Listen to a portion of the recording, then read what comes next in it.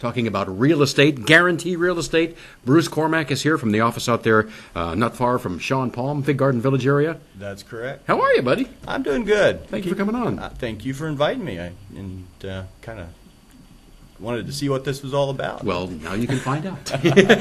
So what do you want folks to know about, well, let's start with your office. What do you want folks to know about your office? Well, first of all, I think I work for a great office. I've got a great manager, Andy Nazaroff, and I've been there a couple years working with Guarantee, and in that time, I've basically been developing my skills, not just for the standard traditional realtor skills as far as listing and buyers, but I've also been expanding and kind of finding a niche market still in the short sale area of real estate. So the short sales are still out there. They are, surprisingly. I was kind of looking at the numbers for last December, and state of California, they're kind of down around the 10% of sales are still in the distressed property range.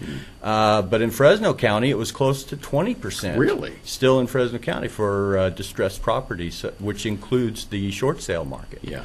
So now, who should be looking at those short sales? Well, people with patience. If you're going to put an offer on a short sale, you want to have patience, because the process itself, as a negotiator, I've basically developed a rapport with the different lending agencies that hold the mortgage or hold the lien on that property.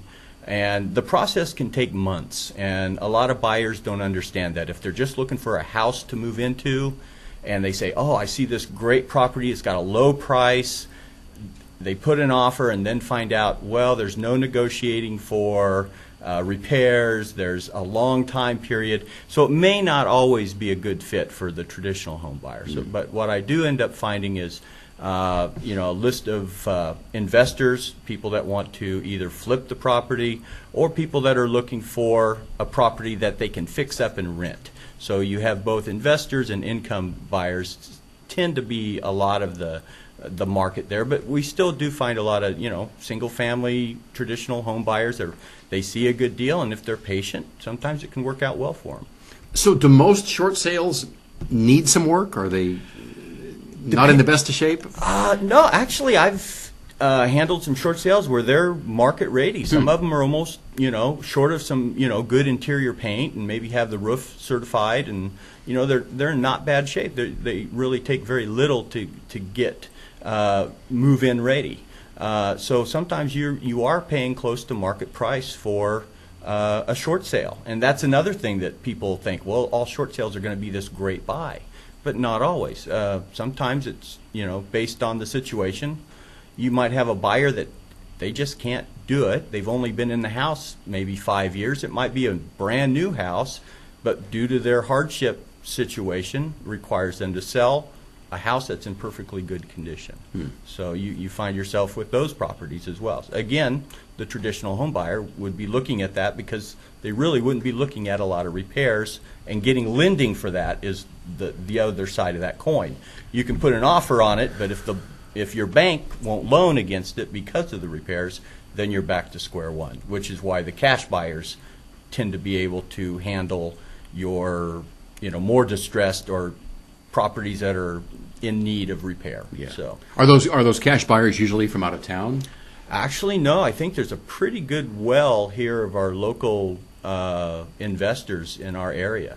I could probably, I like to keep a little short list because I have other agents who have me negotiate their short sales for them. They'll get the listing, and then they suddenly go, oh, I've got to call the bank like all the time, and like, Bruce. Let Bruce take care of that. Yeah, let Bruce take care of it. And Bruce is like going, yeah, I'll take care of it for you. And it gives me the flexibility with my family schedule.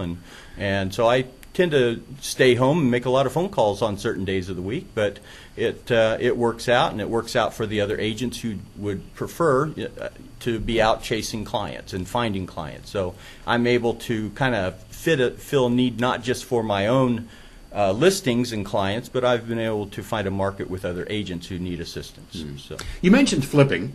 Oh, okay. And it's come back, hasn't it? I mean, it died out for a while, but it's again, it's just based on what's the availability of the properties. In our area, I think people I'll talk to people and they bring up suddenly references of these TV shows that they see on, Flip or Flop or, all these kind of things. And it's like not always very realistic portrayal of the industry.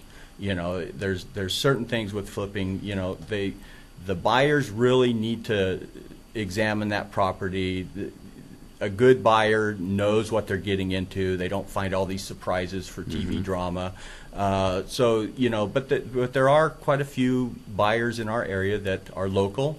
What's nice about that is it is local money. It's being generated. It's coming back into our community, and they're providing a service, getting these houses that are, some of them are in pretty bad shape, getting them back up. It improves the neighborhood, increases the home values around you. If you've got a house that really has been, a sore thumb in your area, some of these investors actually, in my opinion, are providing a great service for that neighborhood by being able to come in and make a house just really shine suddenly where Sure. it's been an eyesore maybe for months or years.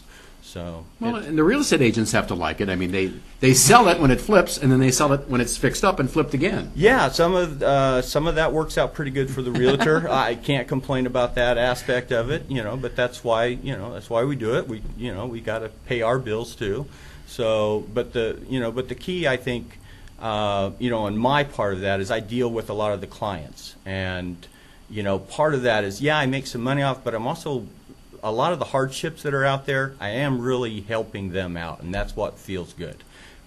Because sometimes they're just in a spot where they need someone to advocate for them with the lender, and I kind of become that filter. And some lenders become very debt collected orientated. They can be very abrasive, and I kind of step in and become a filter for that. And it really, when you've got some homeowners that are just going through a rough time anyway, the last thing they need is to feel like they're getting punched down by a debt collector. Yeah. So it's something that, like I said, I feel good about what I do because I know I'm helping them get through a rough time.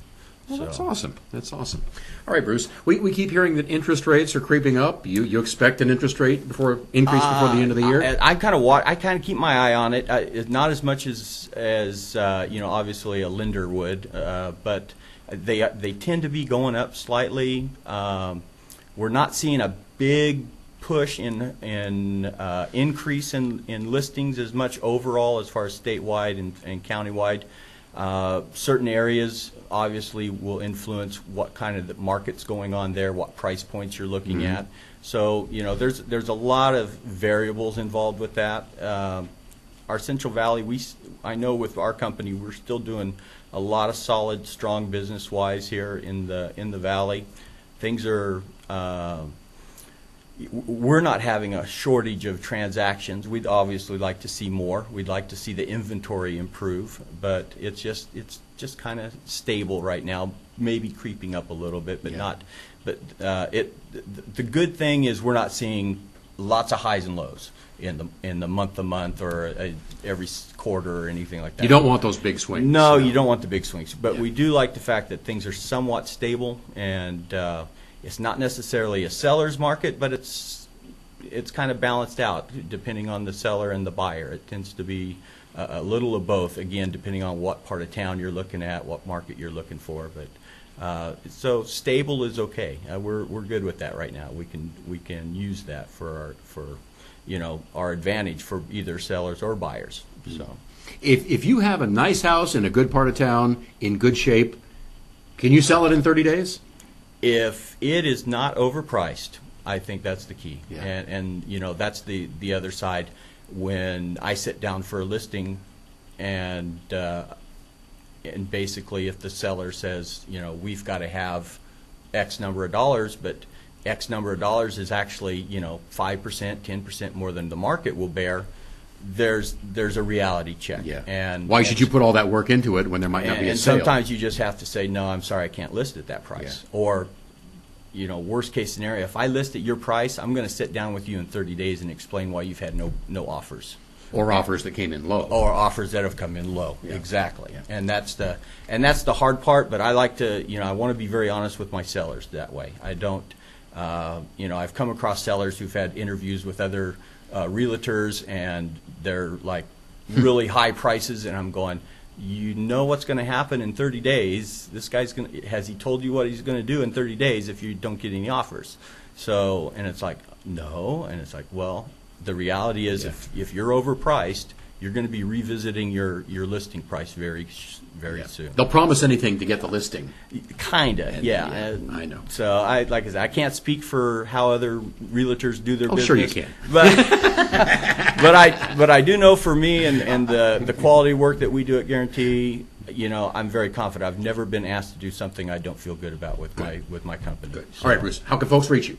Well, email bruce@guarantee.com. That's about as simple as it gets. That's easy. Phone number's pretty easy too, 473-9383. And I have a website, bcguarantee.com.